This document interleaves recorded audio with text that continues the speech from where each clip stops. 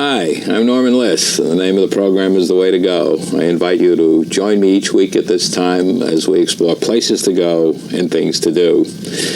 We're going into crafts today because we're talking about the Westchester Craft Show, which is coming into the Westchester County Center from September 27th to 29th. And I think you're going to enjoy very much the fact that we have two artists with here, who are both wonderful craftspeople, and they are Sophie Haynes Allen, who works with jewelry, and Mark Weinstein, who does some really unusual things with leather. Weinstock. And it's great to have crafts artists here.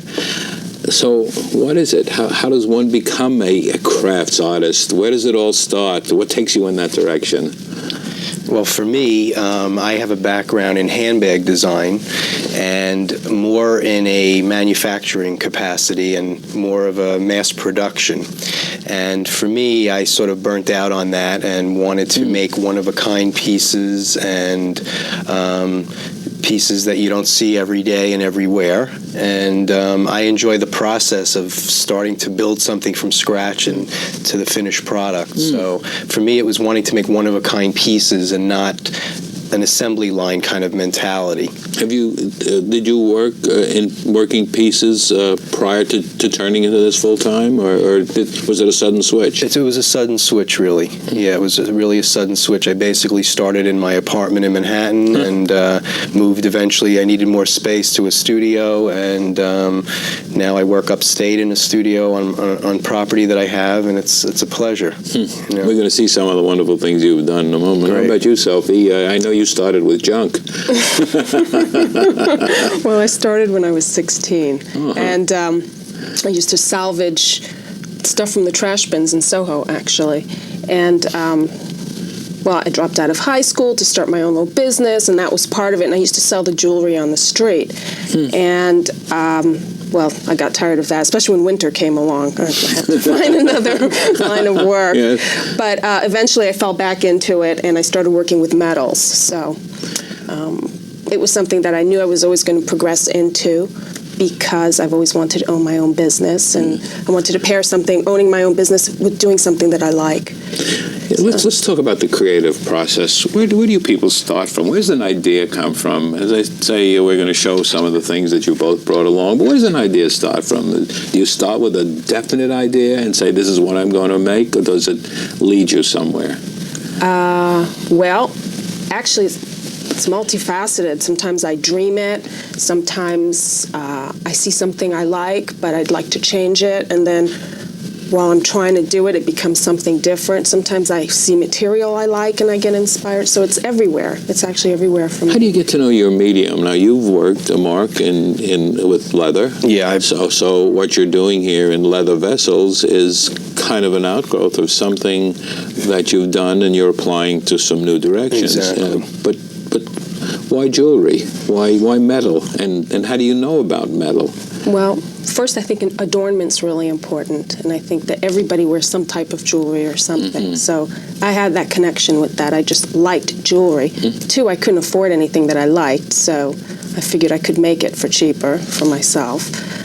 And that's not always true, though, Right. when you get into the nice stones and things.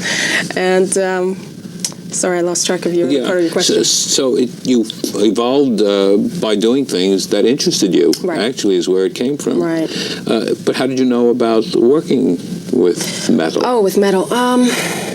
It just seemed like a natural progression. I mean, I see at some point I'll get back to found objects with my metal pieces, and then I'll be kind of a full circle.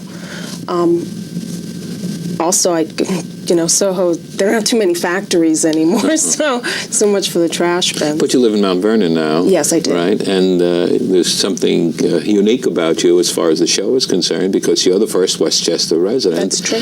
to be a part of the Westchester Craft Show. Now, the Westchester Craft Show is a highly respected show.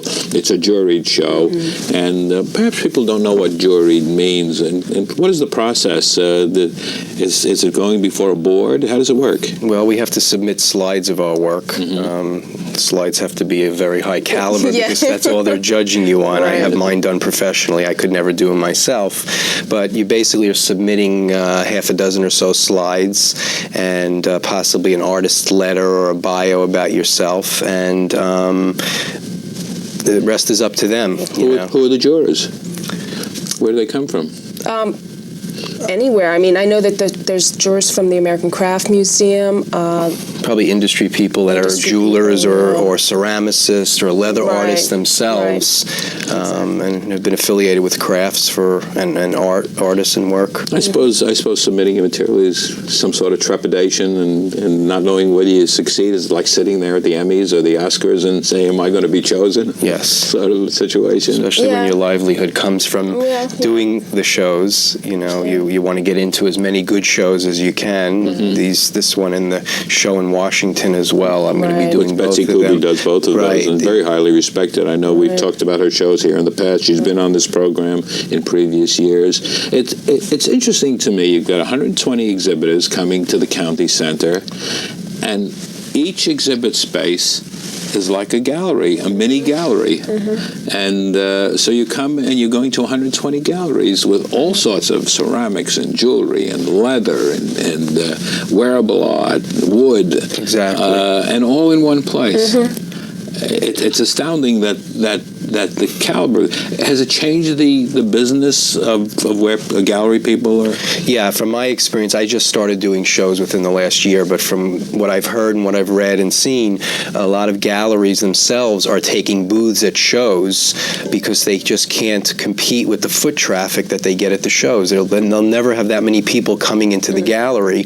So collectors and people who collect craft and artwork are going to the shows to buy directly from the artists. So if a gallery can have a booth representing a few artists, that seems to be what the trend is now, the way it's been going. And the shows are getting more and more interesting and the way to go. And in general, I think people are much more interested in craft, and it's not like the hokey kind of 60s craft anymore. It's very respected, and it's art. And they're all one of a kind, as we're going to see today. Right. And maybe there's a good point to start showing some of the things that you have done. I do want to give some details first about the fact that it's September 27th to 29th, that the hours are Friday the 27th from noon to 8 p.m., and on Saturday on the 28th from 10 a.m. to 6 p.m., and on Sunday from 10 a.m. to 5 p.m. So that's 3 long days and lots of people to talk to and lots of opportunity to show your work. So let's start showing some of your work on this wonderful black top that you brought along that will serve as a great background. Let's start with one of the first pieces I designed a few years ago. And we're going to turn it so the camera can see it now. Look, what is this, actually? Well, we have a few things going on. First, I make all my chains by hand. So this chain is hand woven. It's all out of fine silver, which is pure silver. I incorporated freshwater pearls and cowrie shells and 23-karat gold leaf on the pendant part. And You said hand woven. yes. Explain that. Well, it's a process of making a chain where it's very, very time-consuming and tedious. It certainly sounds that way to me. It's very meditative, where you have to fuse individual links, so it's not using solder, and then weave them in together. So it's not difficult, but it's really time-consuming. And what other material is in? Is a pendant? Is that what this is? Yeah.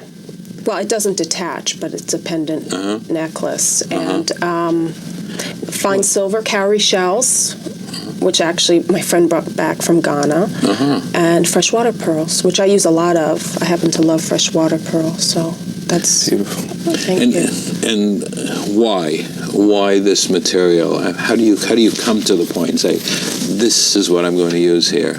I don't really know. It's really a process of putting a bunch of things together, and whatever feels right is what I go with. You said sometimes you dream them, and you get an Yes. idea of what would go well together and what you could do with it. Right. Well, dreams are interesting. If you try to write down one of your dreams, you realize how long it was, even though it seemed like it was a second. So it's the same thing with jewelry. I'll dream a piece of jewelry. That's it. I'm going to make it. And I go to, oh, my God, technically, what am I thinking? I can't forget it. And so I have to pare it down to something. And by that point, the form is totally changed. So It's an interesting process. Let's bring up another one. Okay. Right. This was inspired from the ginkgo tree. And that's just about like what I was saying about your dreams, It doesn't really look like a ginkgo, but it gave me the feeling of ginkgo. So again, it's a handmade chain. And the stones are iolite, which is a form of quartz. And How are the pieces assembled? Are they soldered together? oh yeah, Everything is soldered together. Everything is soldered. I do everything by hand, by myself, in my studio. Just amazing. Let's see another one.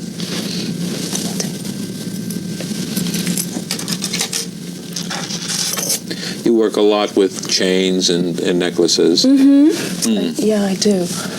This is an interesting piece. It's very hard to see against this black background. Put a piece of paper underneath it and see if that helps. Stand out a little more. Yeah, that's good. You've got a hematite chain.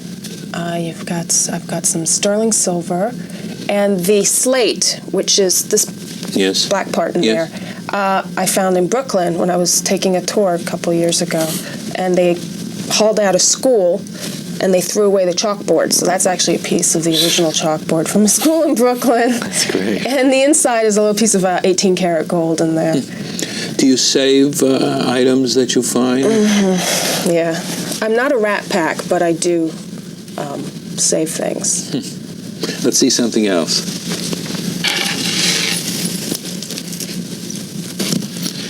Oh, I'm going to just remove the white again, making the contrast. The fine art of displaying art, I suppose, what we're talking about. This was my homage before I quit my full-time job. It's called the ball and chain. And actually, the little balls are hollow. It's all fine silver. The chain is hand-hammered and fused. There's no solder in this piece at all.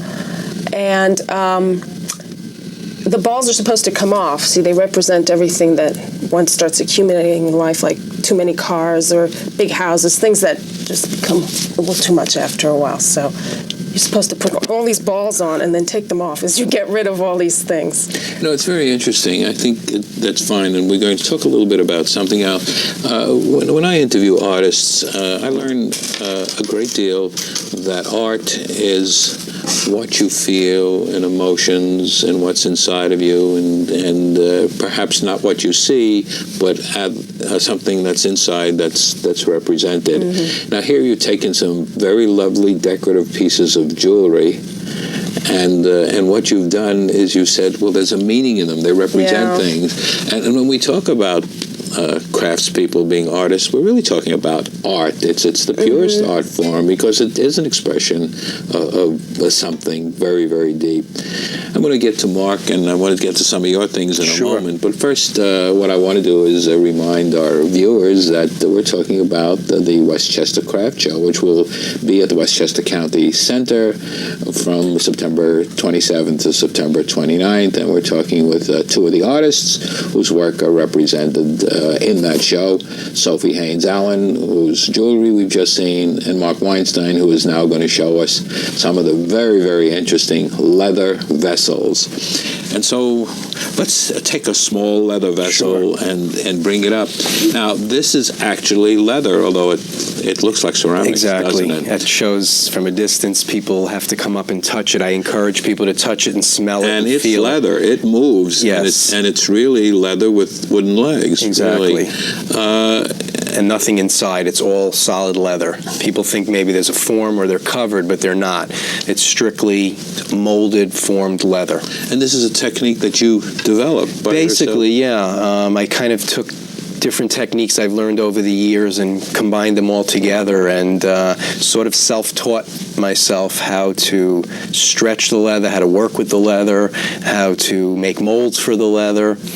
I get the feeling as I talk to you both that uniqueness is something very important in craftswork. You have to find a niche, and Definitely. and so that when there are 120 exhibitors at the show, that not all of them, or maybe not even any of them, are doing the same thing, because the successful people have their own niches. Is that correct? I think everyone's on their own kind of journey and at different places. Right. For me, it's been about 3 years with this work, and the shows are only the last year. I've been mostly wholesaling my work and sending out press kits through the mail. So the shows for me is something new. I've tried different venues, from home furnishing shops. Most of my work has been in museum shops throughout the United States, a lot out west, Santa Fe and Arizona, places like that. But it's just trying different venues and what works, you know. Let's show something else. Sure. I found this one very, very attractive. Of course, from the outside, it looks very much like the other one, but you've done something very interesting on the inside. Right. This is, I call it pony, but it's not horse. It's cowhide. It's steer hide. And I just love the combination of lining the bowl with the cowhide as a contrast and as a decorative piece. So this is actually 2 pieces of leather? 2 pieces of leather and then a layer of the cowhide, the brown and white hair. So it's 3 layers, actually. It's 3 layers, right.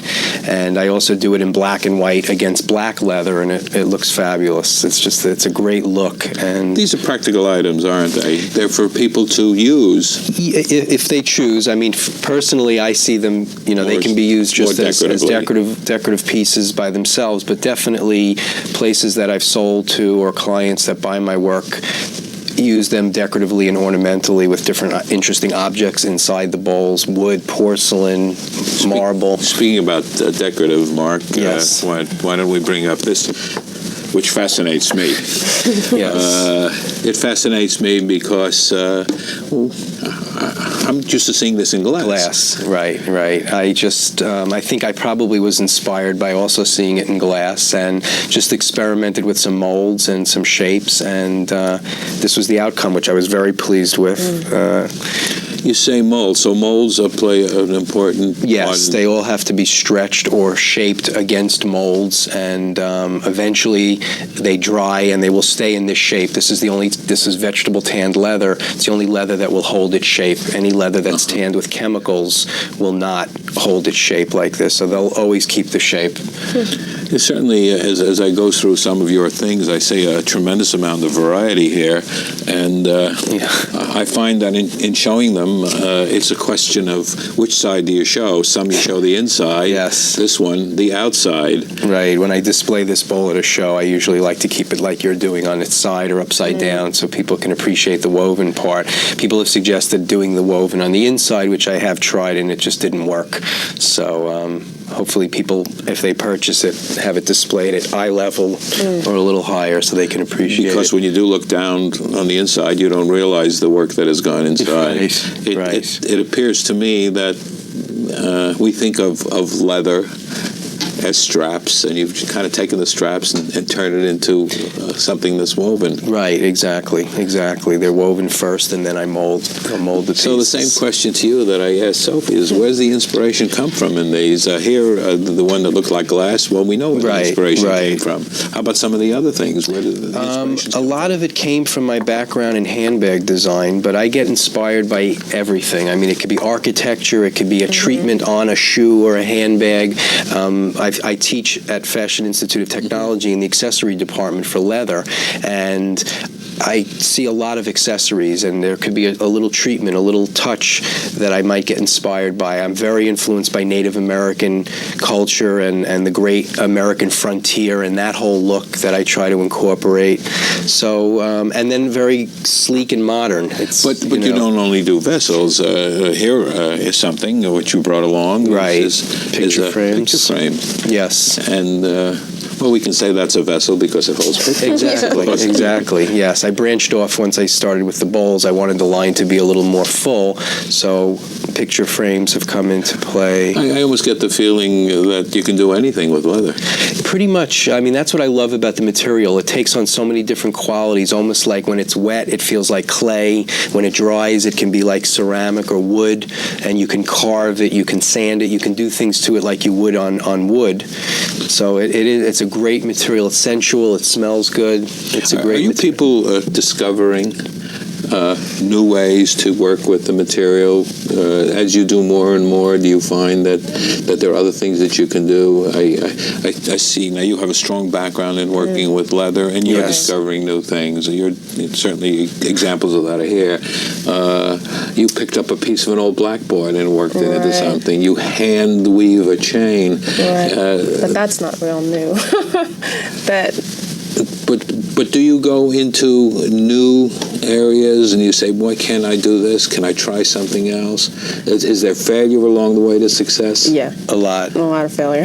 And that, to me, it's the best way to grow. No, that's true. You really learn from your mistakes. Yeah, you really do learn a lot that way. I learn more from I grow more in my work and personally from the bad times, the mistakes. Some of the best things I've done were by accident, and I got very angry at myself, but the end result was great. Right. You know?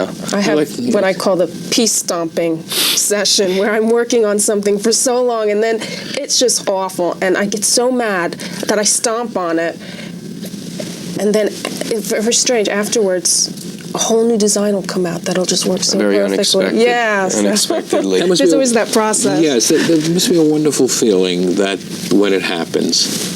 Yeah, Oh, yeah. it's scary during the process, but the end result is very cathartic and very fulfilling. But it's scary along the way. I think that's what art is all about. And you're always moving on to something new and building on what you've done and learning. Let's look at some more of your jewelry. Some of the smaller pieces I thought would be interesting. Oh, okay. Now, this is a remarkable little piece. I hope we can get a real tight close-up on that. It's This is my waterfall series. Waterfall series. What are they? Freshwater pearls, and that's a They are pearls. recurring theme in all of my work. I just love freshwater pearls, so I kind of stick them everywhere. It's an 18-karat gold plate on fine silver. I don't work with pure karat golds. So I like to keep my price points reasonable. And I just love that piece. I mean, I have earrings that go with it. I'm working on necklaces now. And it's just Beautiful very piece. sharp looking. It's interesting that you talk about price points. You talk about business. You're business people. Yes. You're artists and you're business people. And you just can't be an artist and keep doing things unless there's some patron somewhere who's going to allow you to be an artist. If you want to make a living. But one of the things that both of you have conveyed to me is that sense of doing things that are commercial, that are valuable, that people will buy, and you have to always keep that in mind. And you ever do things just for yourself? Yes, all the time. And there's an aspect of my work that is very different from some of the things I'm showing now, which are different, that are really just for me and my own creative output. You have to think about the customer and who you're trying to appeal to. And maintaining that balance of your integrity as an artist and your integrity about your work, but also trying to make a living at it. Right. And that's an interesting balance to maintain. One of the things I wanted to be sure to do is to tell people where they can get information about the Westchester Craft Show. And there are 2 telephone numbers that you can call, and I'm going to put them both up on the screen in the closing credits. There's a Connecticut number, 203-254-0486. And the Westchester number is, of course, 914-285-4050. And we'll put them up in the credits, as I say. Do you anticipate, the show hasn't opened yet, do you anticipate what kind of a reaction you're going to have? Are you looking for something specific or to make it a success for you? And don't tell me the answer is sales. It's also about exposure. I think people have to realize when they do shows that you're getting out there and you're showing your work. I feel my work is very unique, and just getting the concept across of a leather bowl is difficult enough. So just having the exposure, having people like your work, their reaction to the work, sometimes you hear from people later after a show ends also. But I think it's important to realize it's about exposing your work to people and getting it out there, and I think it's going to be a great show. A lot of people at shows that I go to will say, let me have your card. Right. Do they ever call? Yep, they do. It does. They think of they do all a the Christmas shows. gift, or they need a wedding gift, and I get calls after shows from people. So it's really important that you give material that people find useful instead of just a card with your name on it. Yeah, so and they that you're have some- also a pleasant person to come into the booth with, I mean, that's important too. So it's not only your work; it's also No, who you are. And it's your company. It's you. And what you do in between the shows, I send out a lot of press kits to magazines. I have a piece coming out in December in Elle Decor magazine. They just did an article. That's important too, just to get some editorial press out there and exposure. When you're a one-man or a small operation, one-woman operation. I think that's true. That all the people who are showing are not large businesses. No. They are individuals who take pride in what they do, who are very, very creative, and put on the other hat, which is the marketing hat, and wait for the people to come. And some of the people, I'm sure, who come to your exhibit, you find very rewarding, and some people just pass right by. Right. Well, I'm sure that a lot of people are going to come and see and enjoy and hopefully buy what you do. And I thank you both for coming here. It's been a very instructive and a delightful interview, and I thank you both. Thanks. We're talking about the Westchester Craft Show, which will be at the Westchester County Center from September 27th to 29th. Great show. I've been there in the past. I'm looking forward to seeing it again this year. Go there and enjoy it. And I'm Norman Liss, and the name of this program is The Way to Go. And until next time, enjoy yourself.